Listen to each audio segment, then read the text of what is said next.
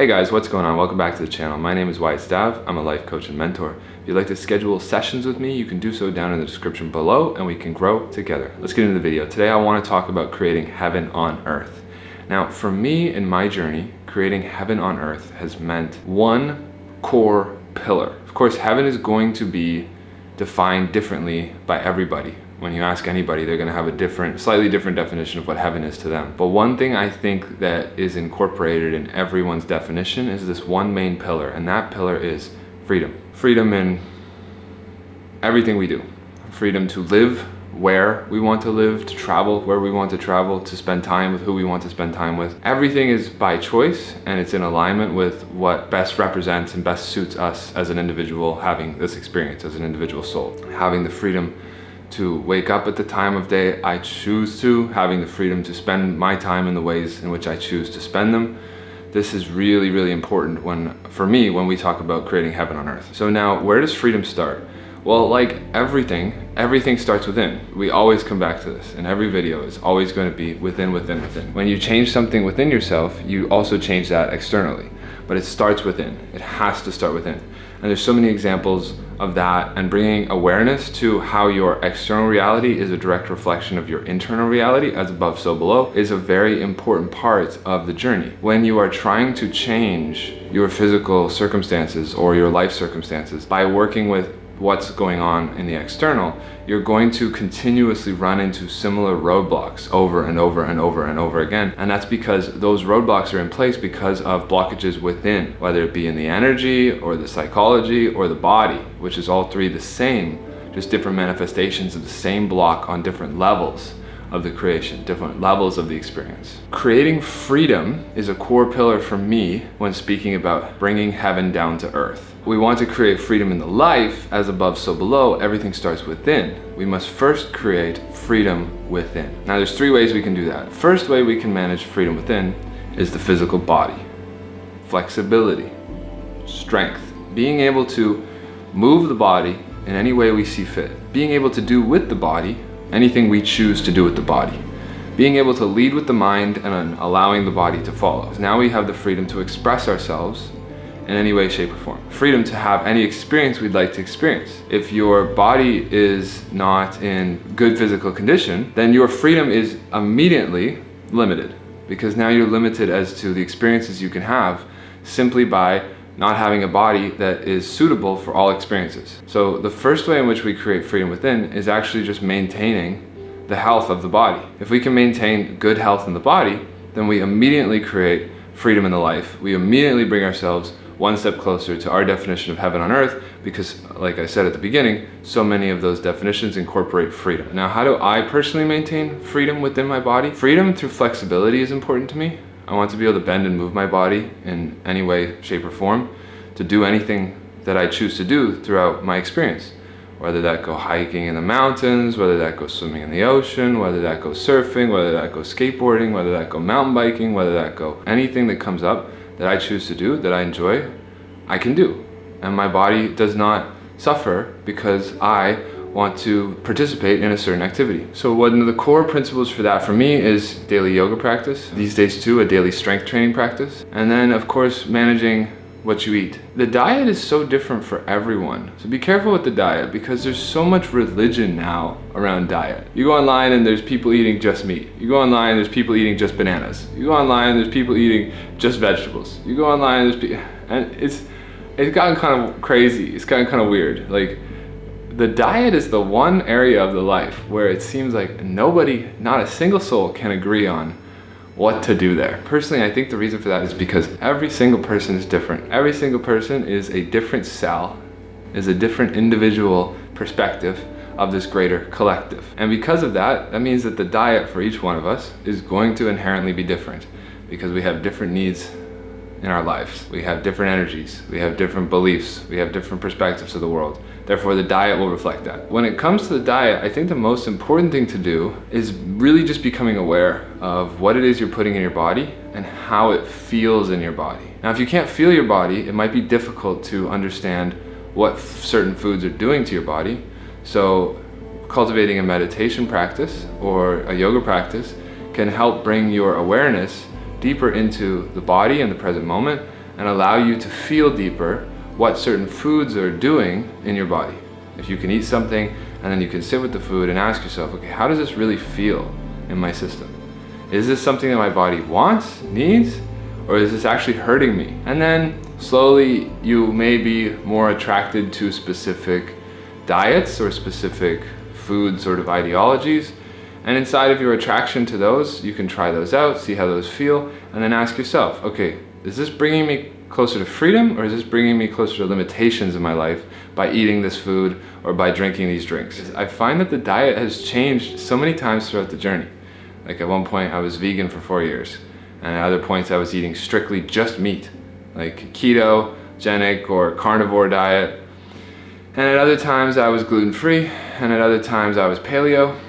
Right now I kind of just play it day by day. As I travel the world, sometimes I have moments where I'm next to a gym and I get really into strength training for a little while, and then I have a higher protein intake, or maybe I take some time off working out with strength, with weights, and I just focus on the yoga practice, and then I eat a little bit less, more plant-based foods. Understanding of what different diets do and feel like in the body is going to help you to manage your system so that you can keep it in where it needs to be to deliver you your freedom. So that's the first level. The first level is actually the gross body. Gross body is not you, but you're inhabiting this right now. So this flesh suit that you're within, take good care of, because it is the 5 senses that enable you to have all of the experiences in the journey that you're on. Okay, the next level is the psychological body.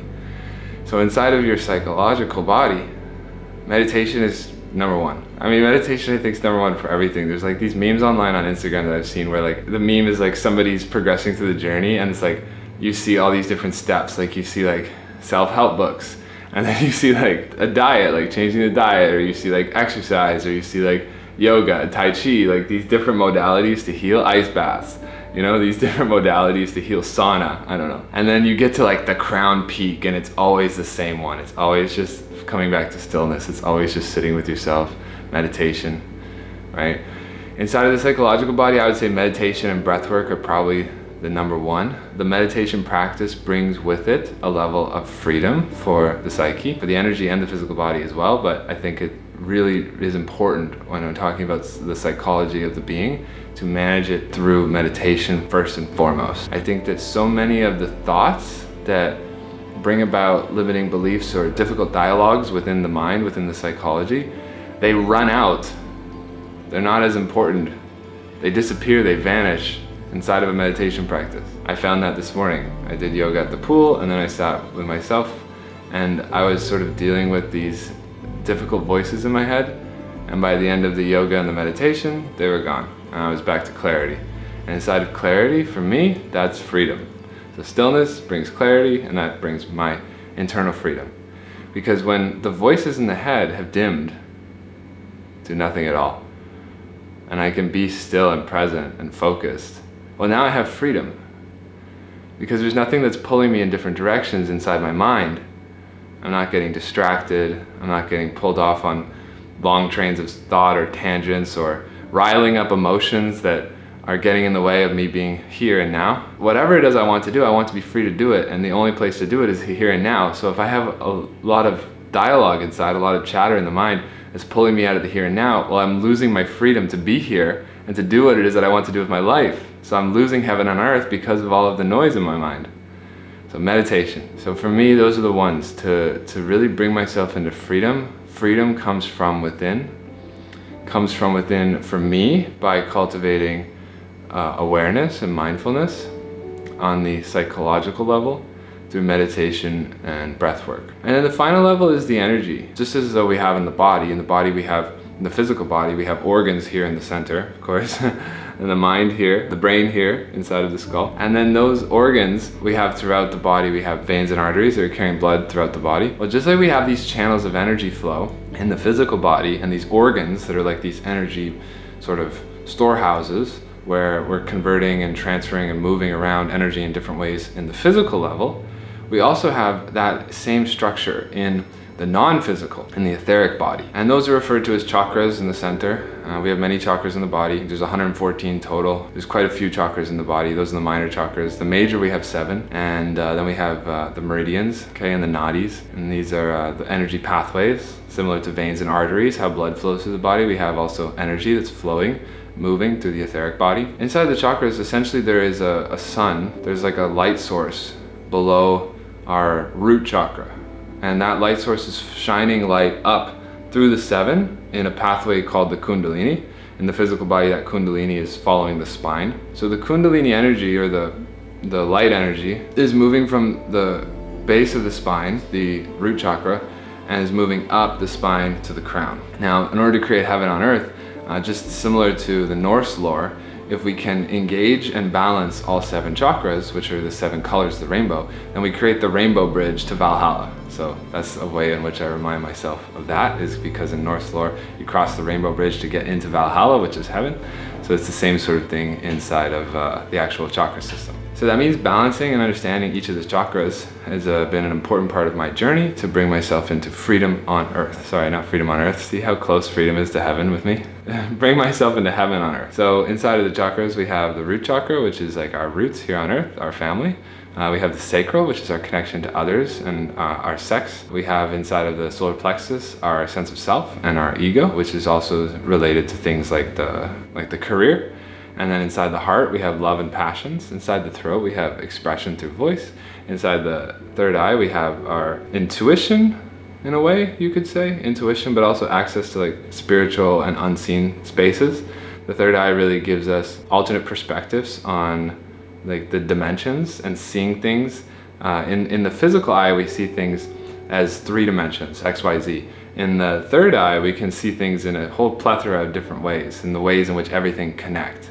And we get through the third eye like a very strong sense of connectivity with ourself and the world around us, because it can show us all the ways in which things are happening across space and time that we've experienced, how they're interrelated and interweaved and affecting one another.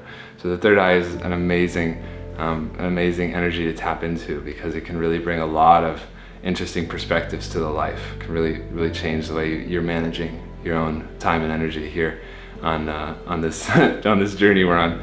And the crown chakra, the final chakra of the major 7, it sits above the head, and this one is source energy. It's our connection to God, our direct connection to God. Inside of each of those, if there's an issue in one of the areas of the life, you can bring it back to a chakra very easily and start to balance that chakra. And you can balance that chakra. I've found that working with chakras it's been really advantageous to use sounds and frequencies related to the chakra, or yoga poses.